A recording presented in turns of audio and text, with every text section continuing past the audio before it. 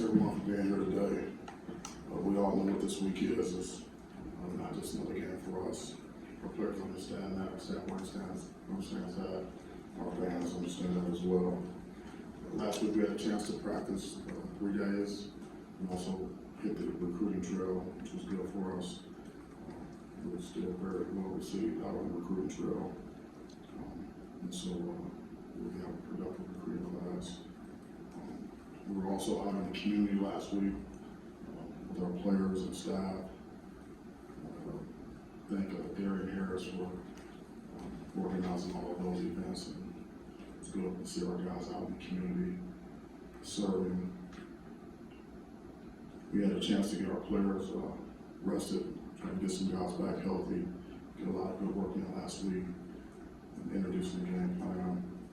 I was proud of the way our team responded against Wisconsin. Just really played with intentional focus. Proud of the way the guys stuck together, blocked out the noise. We played 6 extra play, one play at a time for the entire game. Keep chopping and get the win. We met as a team this morning and continued with our preparation and introducing our opponent, and had a very focused, intense practice today. No hitting, no hit tomorrow and Wednesday. But the folks were there in the intent, so we know what we have to do within our process to prepare.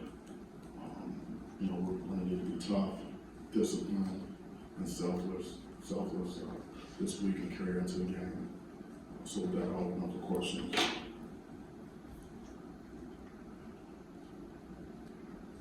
Well, I'm wondering, going back to your first experience in this rivalry, back when you were at the GA, and then now, how your earliest memories of it, because you didn't obviously grow up in it, and then how it's changed in terms of dynamics with some of the wins that Michigan State's had and success you've had over the years. I just know it was a big game. I don't remember all that much about it, other than it was a big game. It was a typical rivalry game. And so it was important. So I remember that. And I'm not sure how much it's changed. It's still a rivalry game. It's still an important game.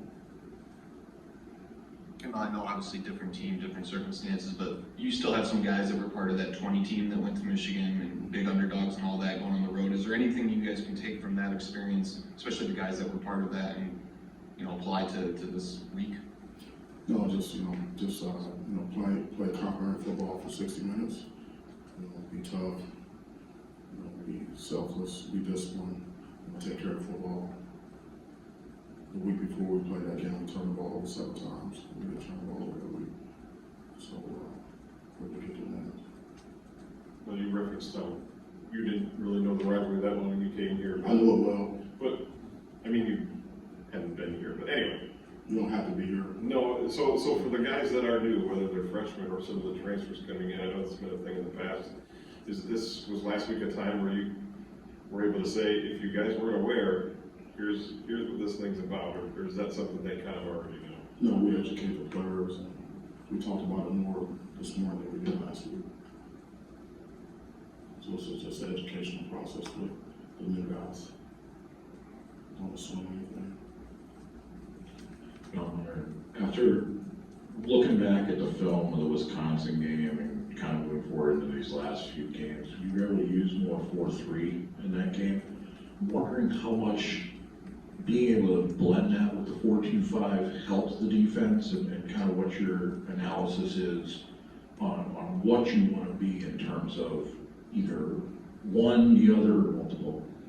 When you have to be able to match personnel, they have bigger people out there, you have bigger people out there. It just depends on what type of formations. Are they going to be more condensed formations, or are they more conventional, pro formations, or are they going to be more spread out like personnel to wide receiver sets with 2 tight end personnel, so we just match personnel. And we've done that all season. This particular team, they were more, they had bigger people out there more often, so they match them often.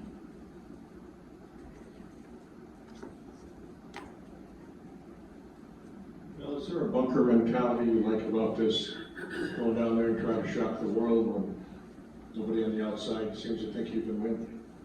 Bunker mentality, what does that mean? Going down, circling the wagons, going in there and trying to get a game that nobody thinks you can win? Yeah, I mean, we're preparing to go down there and play a game. So, what does that take? It takes intentional focus, it takes, toughness, discipline, being selfless. That's what it takes. So, whether you want to call it circle the wagons or bunker mentality or take them to the mattresses or, us against the world or whatever you want to call it, it is what it is. Nothing's changed, it's always going to be that way, so. Mel in front here again. I was wondering what you see from their rushing attack. They've obviously been one of the better teams in the nation on the ground. The two guys, Corum and Edwards, and I think they ran for more than 400 against Penn State. Just what makes them good and efficient in that? Yeah, they have a good line, they're well coached. The backs run hard, they can make you miss, they can run you over. They play hard, receivers block, the tight ends block. And they formation you, they're going to shift and they're going to motion, and you're going to make sure you sound, and then make sure you can fit the runs. Make sure you're in position. So when they have a good scheme, they have good players. Well, it looked like Slade and Henderson made a significant difference against Wisconsin, having them back. Having this bye week and getting guys healthy, is it perfect time to have that break? Yeah, well, we're using, like I said, we use the time to get healthier and hopefully get some guys back. And so that's what the bye week is for, and we certainly use it for that. And we'll see who we can get back and get ready to play, but it does matter who's out there, and you can see a significant difference when you have two of your best players back out on the field.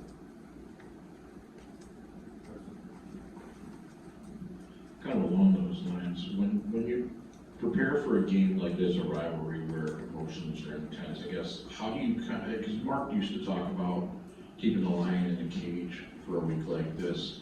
How, with 2 weeks in between, how do you kind of keep that focus from not peaking too soon? And what are maybe the pluses and minuses of having that bye week before a rivalry? Yeah, I didn't really see really any minuses for us. It's just all about the delivery of the information to the players and how it's presented to them in terms of what this game means and things like that. And so, we really didn't roll out the bulletin board material and all the videos and all that stuff until this morning. It's already out there, but we rolled that stuff out this morning just from an educational standpoint. So the players can get it from us, and they don't have to get it from the outside.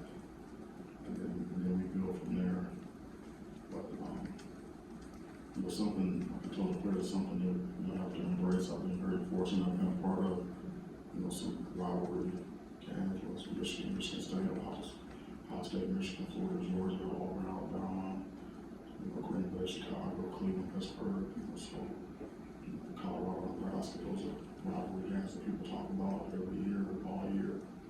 So I've been a part of a significant amount of those. So it's really the delivery of the information and the focus in what you take day to day within the process, and not get ahead of yourself. And keep the main thing, which is the preparation. We know when the games will be played, and so we take it one day at a time from there with intentional focus. And just relentless preparation, and it just builds throughout the week, so we can be at our best. Our best 60 minutes is ahead of us. We haven't played our best game yet. Going into Ann Arbor this week, how do you prepare the younger players that might not be used to the hostile crowd noise since they played in East Lansing last year? We'll use crowd noise in practice. We'll show them videos. So that we'll make it uncomfortable for them in practice and in the meetings, so that they're not overwhelmed when they get to the game. Coming off of that rivalries you were just talking about that you've been a part of, what is different about this rivalry between Michigan State and Michigan? Well, when it's in state, it's different. When you look at, you fighting with the same recruits, you're traveling in the same circles, with the alums, you get, workplaces divided, households divided, things like that. So it's bragging rights. It's something you talk about every single day. There's not a day that's gone by since I've been here that it hasn't come up about this game. So when you're in close proximity like that, I think it just adds to the intensity of it. No, I might be able to guess what you're thinking about this one, but considering you're the only Michigan State coach to win your first 2 games against Michigan, potential to win the first 3, is that something that enters your mind at any point, or is that something that's maybe comes up in the summer or something like that? Like in a situation like this, if someone brings it up, it's not part of my thinking.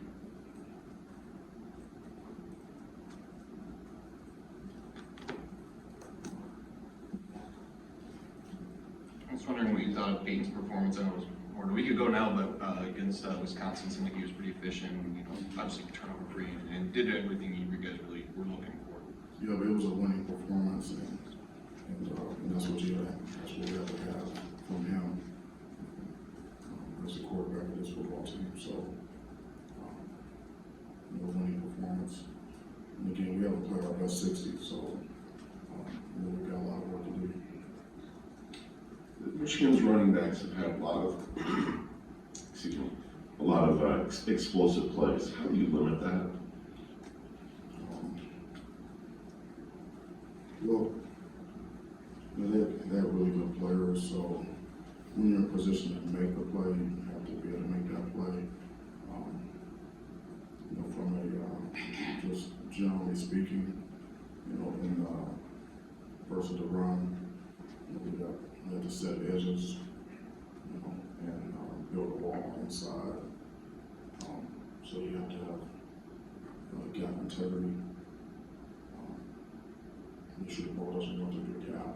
And then we have to make sure that we don't leave it up to just one guy, so we can't go 1-for-1 on blocking schemes. We have to be able to secure our gap or initial responsibility. And once the ball can't challenge the gap, we have to violence it and finish on the ball so that we get population of the ball and finish on top. Leave it up to one guy. We have to do a really good job on the perimeter run for us, which is on the edges with whoever the end-of-line support guy is, and a lot of times those defensive backs. So, we have to do a really good job of cracking plays. So, a really good job of block protection on the edges, staying square, good pad level, good hand placement, keeping our outside foot back, and being able to make sure that we don't lose the edge, keep leverage on formations. So we have to do a really good job with our motion adjustments, adjusting to formations, make sure we have good leverage on the formations, make sure everybody knows what gap they have initially.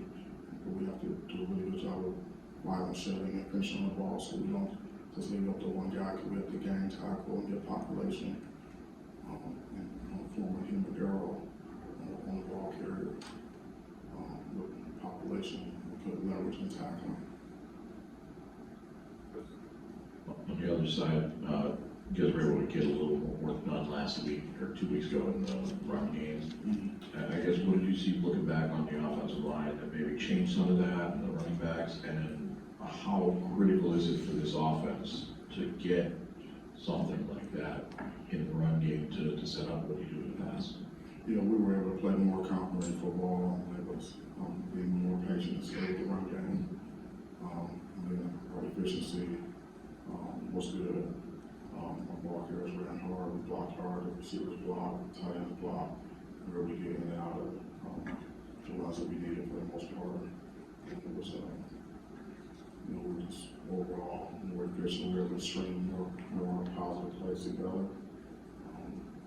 which helps, but, when you play complementary football, and the score differential is reasonable, then you have an opportunity to, get the ball back and actually have an opportunity to, commit to the run and establish a run and stay with it throughout the whole game. I was wondering, they made obviously, there's a quarterback change from last year and J.J. McCarthy, what, your evaluation of him is, I think he leads the nation in completion percentage, but, just what you see from him and the challenges he presents. Yeah, he's a really good player. He's very confident, hyper competitive. He's got a good arm. He believes in his arm strength. He's accurate with the ball. He's very mobile. So, he can extend plays. He a really good design quarterback runs for him to take advantage of his speed and his quickness. And they do a really good job from a scheme standpoint to make sure that they take advantage of what the defense gives them in terms of whether it's free access or short, quick throws, screens, and things like that. And they do a great job of protecting him when they want to take shots down the field, so he can step up and have a clean pocket and be efficient. So. Again, he's got a lot of good players around him as well, so he's a good player with good players around him, and his team, they're well coached, and they play hard, so I think that's why they're playing at a high level. Mel, you mentioned a few weeks ago for the Ohio State game that winning a game like that begins with belief. And I'm wondering, do you see value in, for a lot of your guys being part of that? You said that, yeah. What did I say? You said that winning the game against a team of that caliber began with believing that you could do it. It begins with belief. Right. And so I'm wondering, does, when you're playing a team that's favored or whatever, is having a really good season, the value of a lot of these guys being part of the last two games and then the value of performance against Wisconsin in terms of how they're feeling about themselves and how they feel about the possibilities?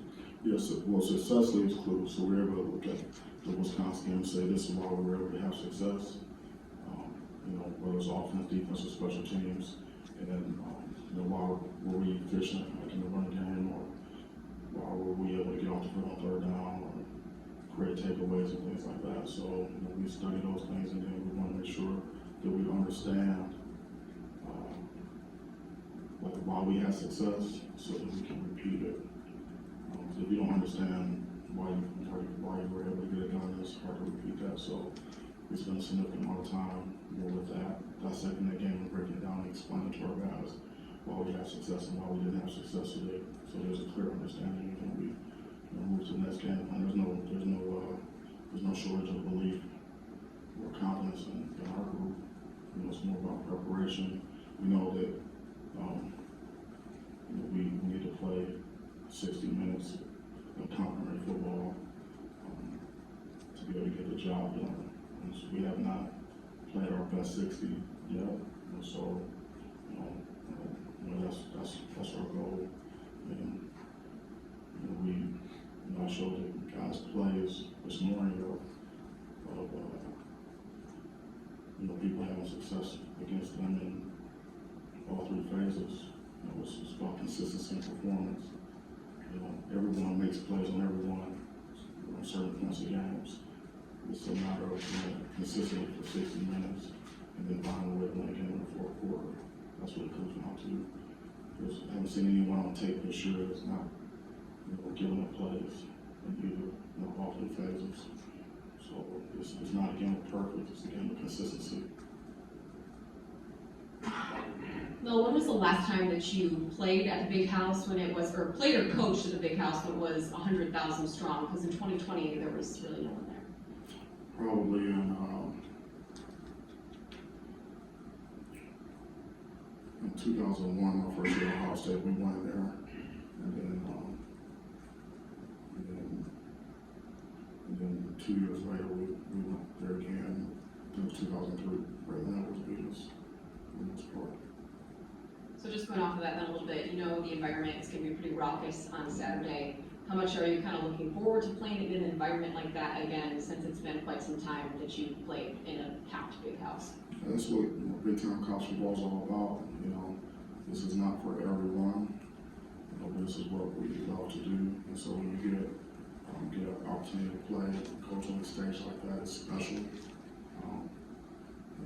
Not everyone has an opportunity to do something like that, to perform, in front of the world, lay it on line and put it all out there.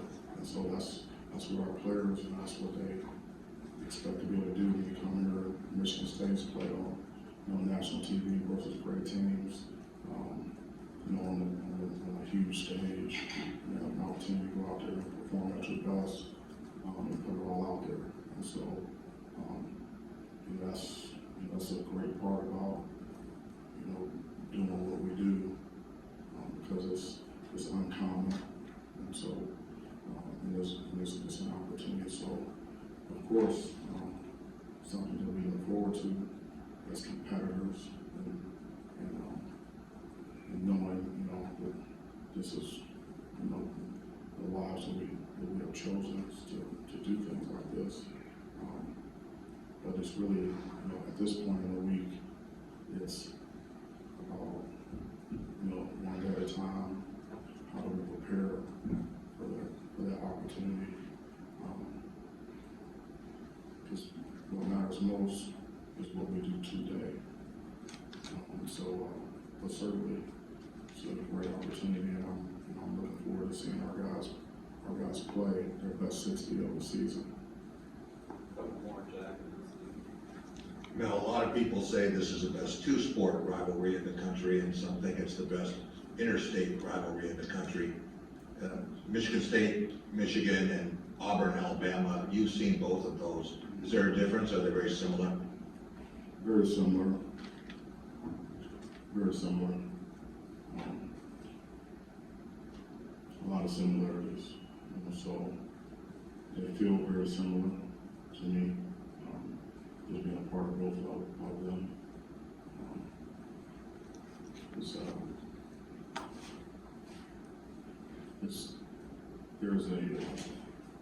There's an intensity to the game, just because of the proximity, in state. Again, like you're recruiting the same guys, we're traveling in the same circles. The alumni and former players and everyone, everybody's, both schools, everybody's, choosing sides, and everyone is like,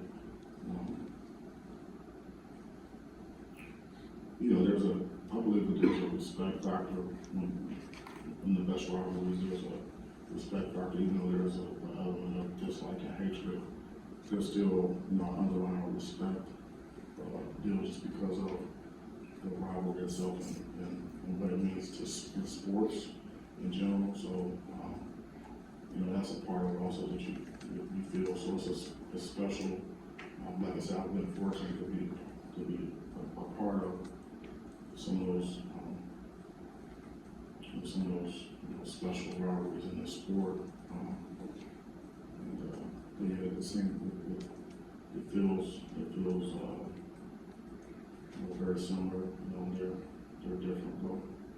Families divided and nobody's in the middle. You're one side or the other. Both of those. I think for the most part, I'm sure there's some folks that may be in the middle.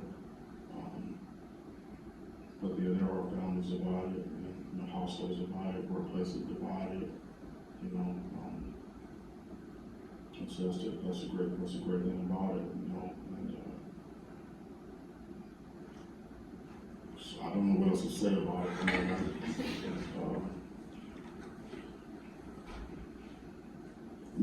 It's Monday, right? Okay, so what do you want me to say?